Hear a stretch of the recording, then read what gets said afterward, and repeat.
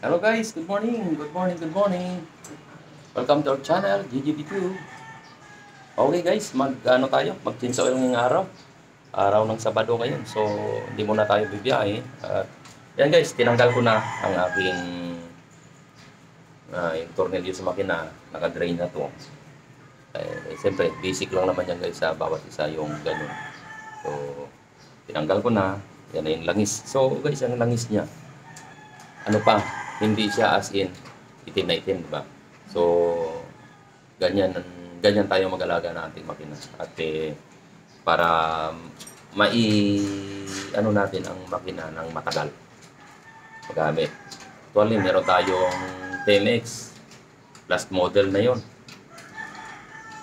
Nakuha ko yan 2011 TMX 155. Hanggang ngayon guys, gamit ko pa hanggang sa ngayon. At kung ano yung kinis nito, mas pakinis pa yung guys dahil ako yung gumagamit. Siguro kung ibang gumagamit na depende kasi sa tao rin yung guys eh. At dahil sa mahal, ganoon na lang siguro yung pag-aalaga natin dahil mahirap din magpundar ng motor.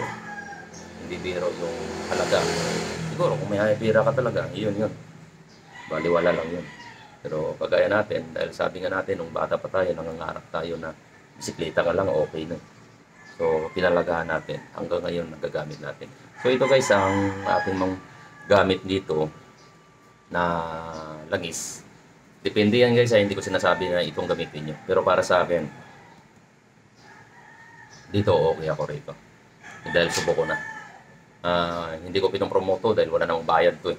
Ako pa nga ang nagbayad dito, hindi pa nga ako nakaano eh. Binili ko to guys, 1 litro nito ay 250. Sa online nito, merong mas mababa, kaya lang medyo tagilid sa online kapag langis dahil maraming mga naglilipa ng PK doon. So ito gawa ng Caltex. Kala natin pang mga jeep lang to. Pero ito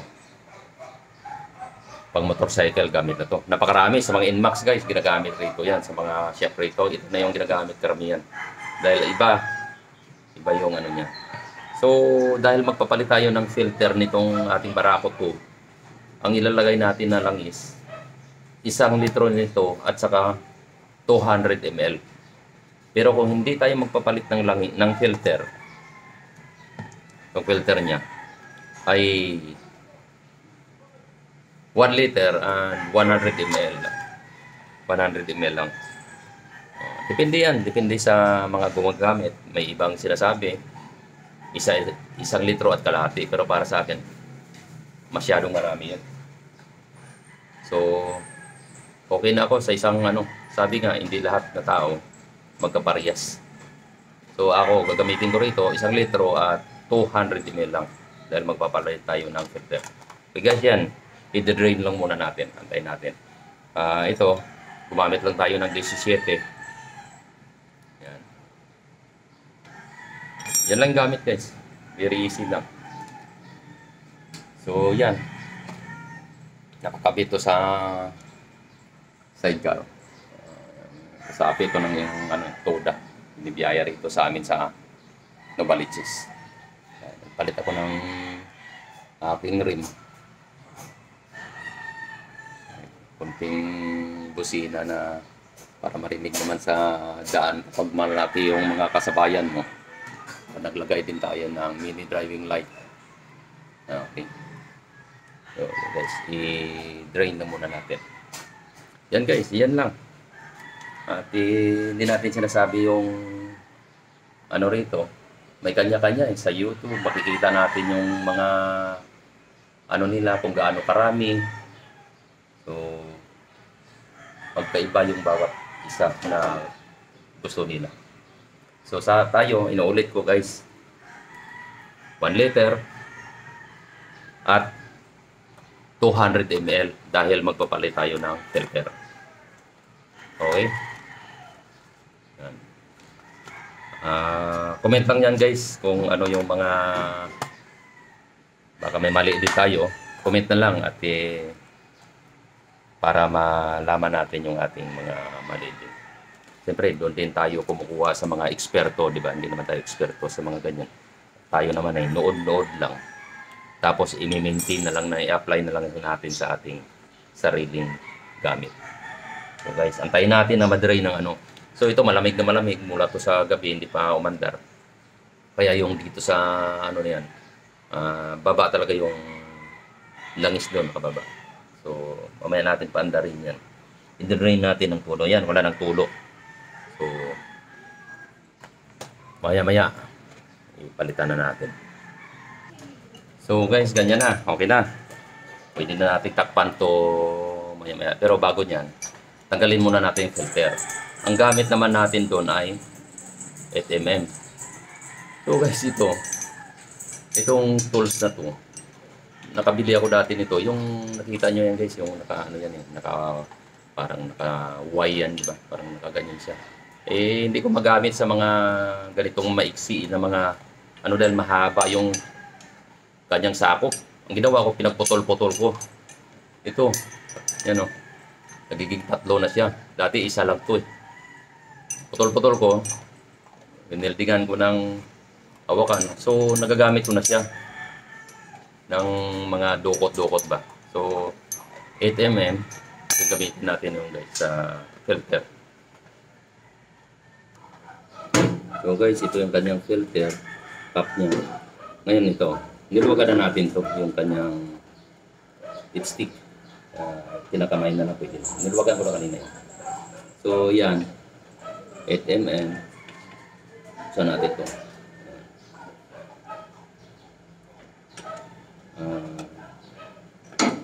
Napanood ko rin to yung ano nila. May ano to. Alam natin may spring to. Ingatan natin yung spring dahil lalagayan. Tagalan natin. Isa. Ang buhay ng makina sa langis lang talaga.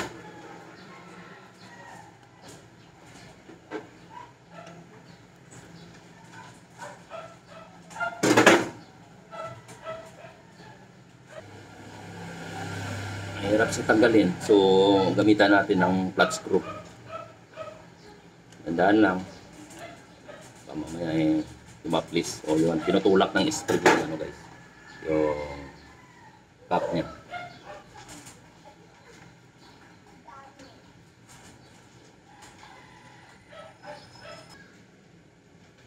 Medyo mahirap siya tapin.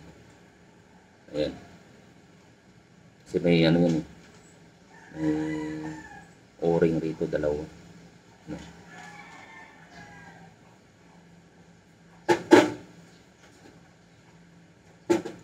So, kunin natin ang kanyang filter. Tignan natin itsura niya. Hindi naman siya sobrang dugyot pa guys. Kumaga sa ano, hindi pa naman siya. Yung makikita mo pa yung kulay ng parang karton, pero palitan na lang natin. Total, ano lang naman to eh. Hindi naman siya sobrang pricey yung ganito ano. Kunin natin to. Yan guys oh, spring. Yan oh. Ito yung kanyang spring. Okay.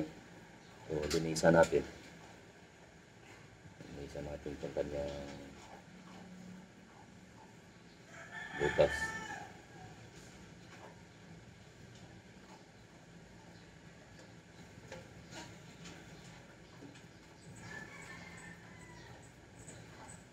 Kaya balik din natin to guys ang kanyang filter, ang spring pag pinalit natin yung bagong ingay ng aso namin. So guys, tignan nyo yung luma kumpara sa bago, diba? Para maganda naman yung kanyang paligo. So ibabalik natin to sa labas guys. Saka yung filter, dapat ito yan sa loob.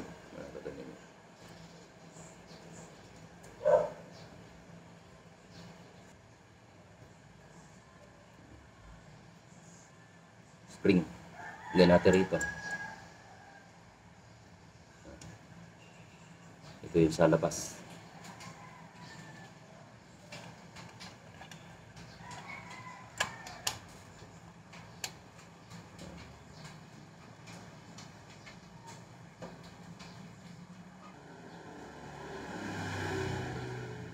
Linis na natin to.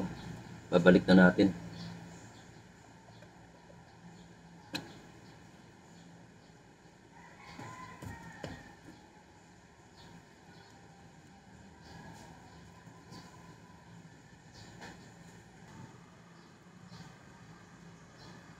Yan, pumasok na siya. Lagyan natin ang kanyang tornilyo.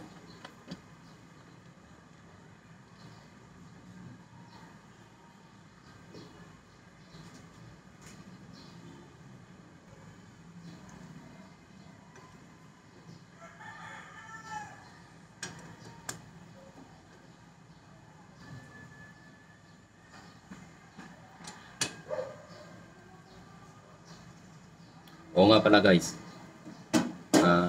kunting tip lang, no? Pag nagtanggal tayo rito, maliit lang kasi yung tornilyo nito ng filter cap na to, maliit lang, at kasyang-kasya rito guys pumasok sa dito sa pinagtanggalan ng dipstick na to. So yan guys, ang napaka maliit na bagay lang yan, maliit na bagay. Pero pag ito malaglag rito sa loob, nako, babae mo kaya. Siyempre, hindi naman baba. Bubuksan. Sayang, di ba? So, kailangan pag bago tayo magtanggal ng ating takip rito sa, sa filter, huwag muna natin buksan to. Iwas disgrasya. Hindi natin masabi guys kung minsan may mga disgrasya mahulog dyan pag nagtrabaho. Tansyahin lang natin higpit para naman malustret. So guys, balik na natin ang tornilyo rito sa yung sa langis. Sinara na natin. Ito yung langis niya. Okay. Ngayon, palitan na natin.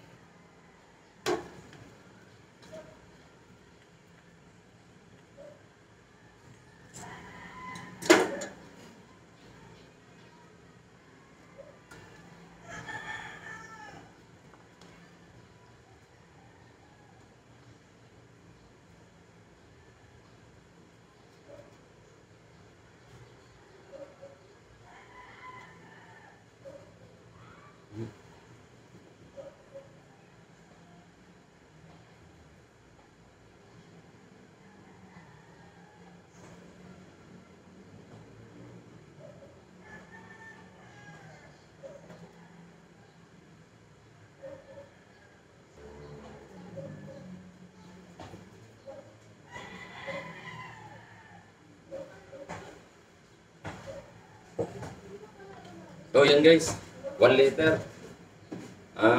Dadagdag na lang tayo ng bali 200 ml. Yan na lang dagdag natin. Okay na yan. Nating suprahan. Ito guys, may sukatan naman rito yan . So 2 litro binili natin. Yung isa nailagay natin rito 1 litro. Ngayon, yung isa nagbawas tayo sa doon sa bago. May sukatan naman yan 200 ml. Makikita mo naman rito kasi may halos transparent yung gilid rito. Makikita mo. So 200 ml to. Ito na lang ilalagay natin. At okay na to. Ingay ng Okay. Okay. Yan.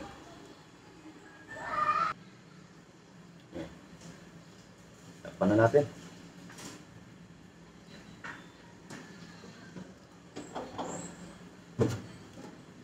Higpitan natin ng medyo naman para hindi mapihit ng mga bata bak minsan pa. Huwag na sobra kasi nababasag yun.